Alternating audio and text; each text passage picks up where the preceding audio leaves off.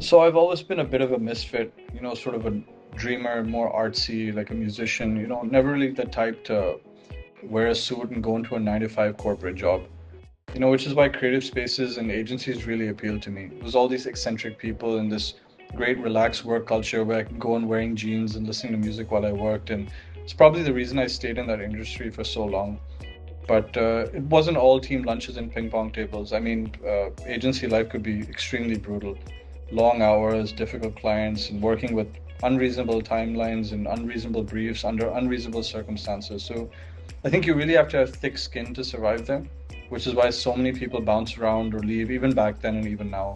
And I think the new Gen Z lot, I don't think they have the wherewithal or they have that experience or exposure of dealing with those environments, which is why they don't sort of tolerate it or stick around, which is why they keep bouncing around. So I think agencies are going to have to really adapt to them and their way of working. It's 2025 post COVID, and the whole world is moving towards flexible working cultures and better work life balance and remote working. And here in Pakistan, we're kind of stuck in this archaic 9 to 5 mindset and having to be physically present to prove our worth in our office.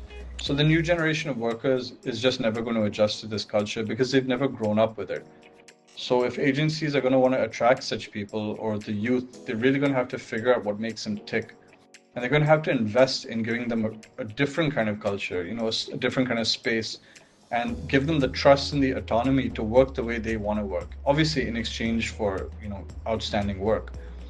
But otherwise, it's just going to be like forcing round pegs into square holes. So it's not a long-term strategy to attract the youth at all. Creative people aren't like bankers or lawyers. They're cut from a completely different cloth. So the nature of their work is different, how they do it is different. So I've never really understood these agencies that expect creative people to function in a starkly dry environment, working from 9 to 5, sitting at a desk. I mean, it's not just okay to let people express themselves. The quality of their output actually depends on it. And they should want to enjoy coming to work and giving their input. And that's never going to happen if they're constantly stressed out and pencil pushing and swimming against the tide. For creative people, environment is everything. I mean, it's the reason they'll come to your agency and it's the reason they'll eventually leave your agency. Anyone can offer a better salary or a sexier office.